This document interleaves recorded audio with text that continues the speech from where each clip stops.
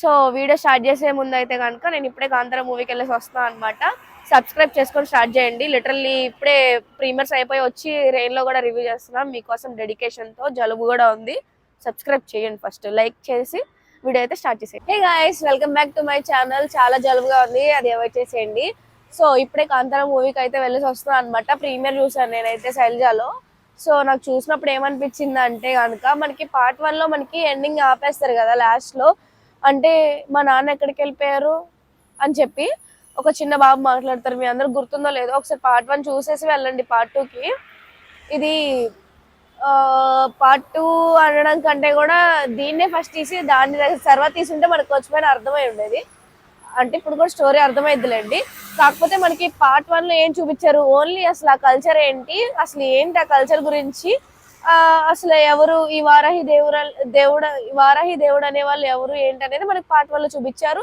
And వాళ్ళ culture ఎలా ఉంటుంది, వాళ్ళు ఎలా జరుపుకుంటారు ఈ ఫెస్టివల్స్, వాళ్ళు ఎక్కడి నుండి వచ్చారు ఏంటని చూపించారు.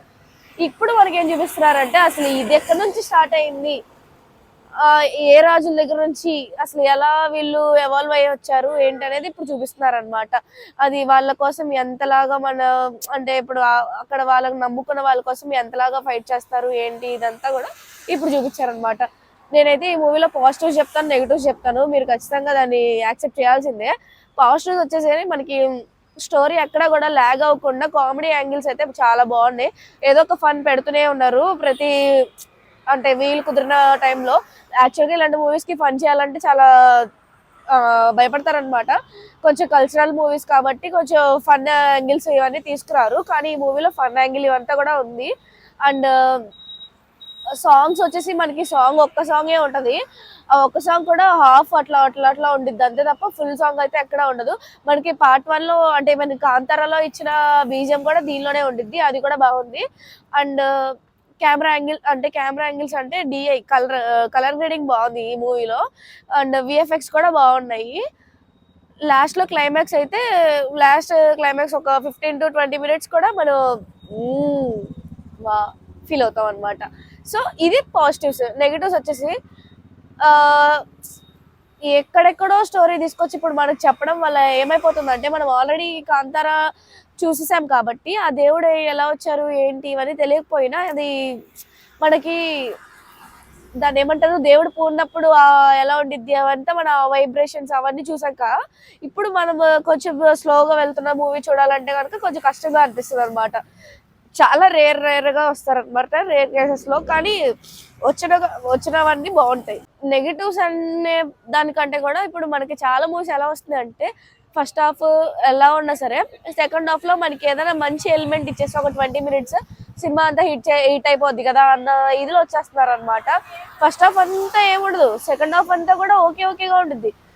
సెకండ్ హాఫ్ ఎండింగ్ అంటే ప్రీ క్లైమాక్స్ లో 20 minutes మాత్రం ఫుల్ దేవుడిని చూపించేసి, అంటే దేవుడు ఎక్కడి నుంచి వచ్చారు ఏంటి అవంతా చూపించేసి మనకి హైప్ చేస్తారనమాట. అది నాకు స్టోరీ మొత్తం కూడా అలాగా ఒక నిజంగా ఉంటే కనుక అలా తీస్తే బాగుంటుంది. కానీ లాస్ట్ లో ఆ 20 minutes మాత్రమే మనకి వర్త్ ఫీలింగ్ తీసుకొచ్చేది కాకుండా, ఇప్పుడు 20 నిమిషాలు వాళ్ళు వర్త్ గా తీయగలిగారంటే 2.5 hours కూడా తీయగలుగుతారు.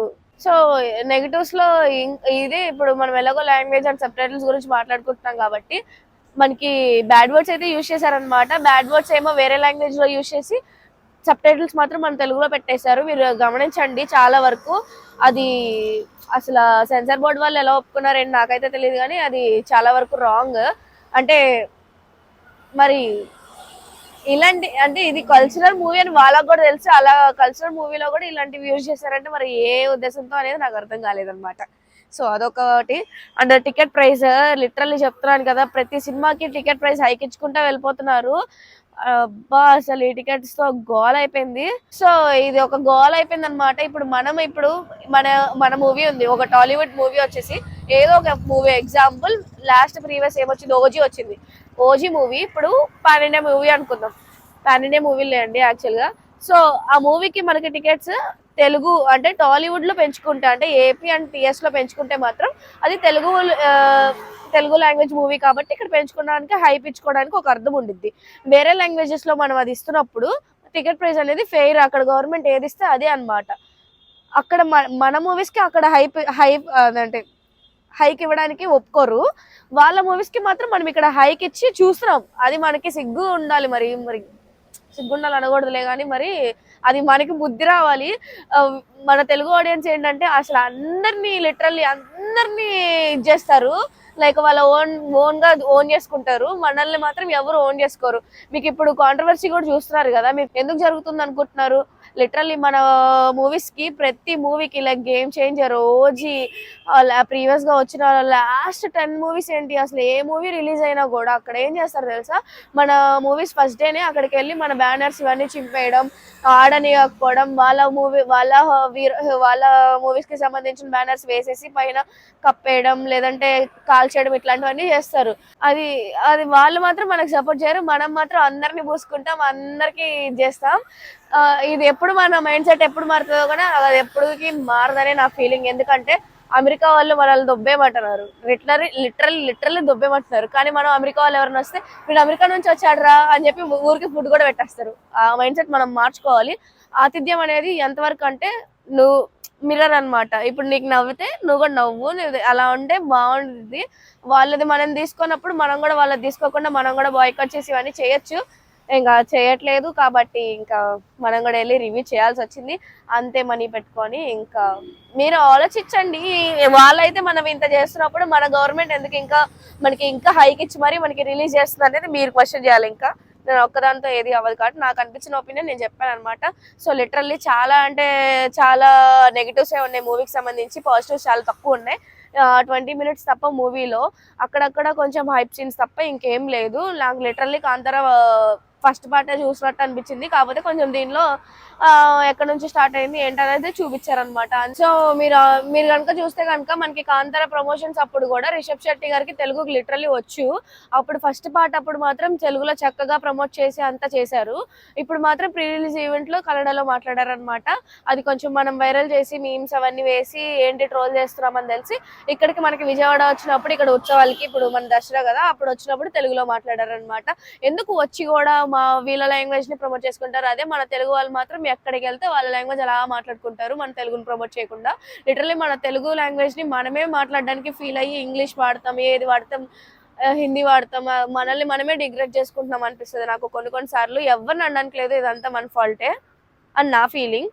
ఎవరి ఒపీనియన్ వాళ్ళకు ఉంటుంది కదా, ఇది నా ఒపీనియన్ అనమాట. మిమ్మల్ని అందరినీ ఇదే తప్పు అని నేను అయితే అనట్లేదు, ఇది నా పర్సనల్ ఫీలింగ్ అనమాట. సో అది ఇవాళ రివ్యూ. నాకైతే కనుక కాంతారా 1 చాలా నచ్చింది. ఇదంతేం అనిపించలేదు, ఓకేగా ఉంది. నెగిటివ్స్ ఉన్నాయి, పాజిటివ్స్ ఉన్నాయి, ఓకే చూడొచ్చు. కానీ టికెట్ హైక్ తగ్గిన తర్వాతే వెళ్ళండి.